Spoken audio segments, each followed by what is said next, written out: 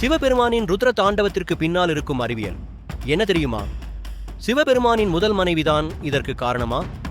இதை பற்றிய முழு தகவல் அறிய வீடியோவை ஸ்கிப் பண்ணாம கடைசி வரைக்கும் பாருங்க. தக்ஷன் என்பவர் ஒரு பிரஜாபதி, அதாவது பிரபஞ்சத்தின் படைப்பை வழிநடத்தும் முக்கியமான தேவகுல தலைவர். அவரது மகள் தாட்சாயணி மிகுந்த அழகு, அறிவு மற்றும் சிவனின் மீது அளவற்ற பக்தி கொண்டவள்.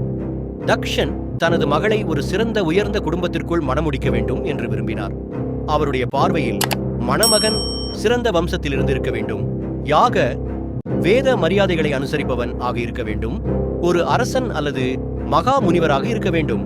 ஆனால் தட்சாயணியின் அன்பும் பக்தியும் சிவபெருமான் எனும் ஒருவர் மீதே இருந்தது. தக்ஷன் ஏன் சிவனை வெறுத்தார்? முதல் காரணம், சிவன் சட்புருஷராக இருந்தாலும் யாகங்கள், பூஜை, வேத வழிபாடுகளில் அதிக ஆர்வம் இல்லாமல் தியானத்தில் மட்டுமே இருப்பவர். இரண்டாம் காரணம், சிவபெருமானின் உடையமைப்பு. மூன்றாம் காரணம், சிவபெருமான் புதிய படைப்பு உருவாக்கத்திற்கும் அழிவிற்கும் இடையில் நிலை கொண்ட தத்துவ ஞானம் உடையவர். ஆனால் தக்ஷன் படைத்தல் என்பதுதான் மிக உயர்ந்த செயலாக கருதினார். அவன் எதையும் உருவாக்கவில்லையே, அவன் எந்த அரச குடும்பத்திலும் இல்லை என்று சிவனை அவமதித்தார். ஆனால் தட்சாயினி தன் முழு உயிரினும் மேலான சிவனுக்காக தீவிர தவம் செய்தாள். கங்கையின் குளிர்ந்த நீரில் நீண்ட நேரம் தோய்ந்தாள். சிவனை மனதார வேண்டினாள். தட்சாயினியின் பக்தி மிகவும் சக்தி வாய்ந்தது என்பதால் தேவர்கள் இதை ஒரு முக்கிய திருப்புமுனையாக நினைத்தார்கள். அச்சமயம் சிவன் சமாதியில் இருந்ததால் அவருக்கு தட்சாயினியின் விருப்பம் தெரிந்திருந்தாலும் அவர் வெளிப்படையாக எந்த எதிர்வினையும் காட்டவில்லை.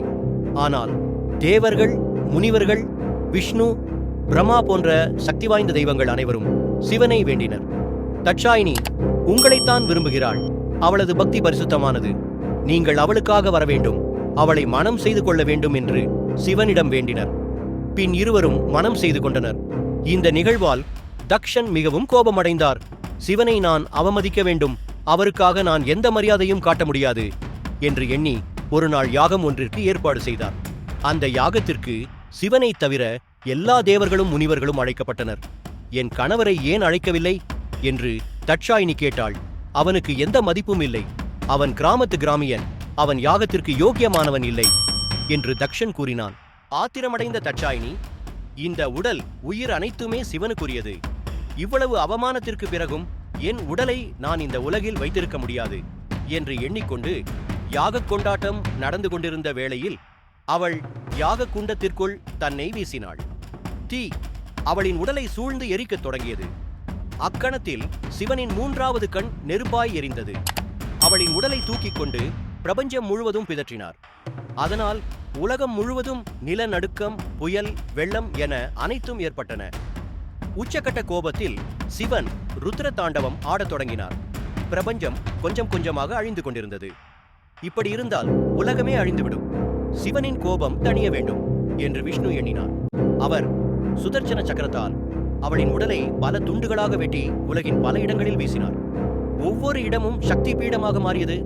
இந்த சமயத்தில் சிவனின் கோபம் சிறிது குறைய தொடங்கியது. முழுதாக சாந்தமடையவில்லை.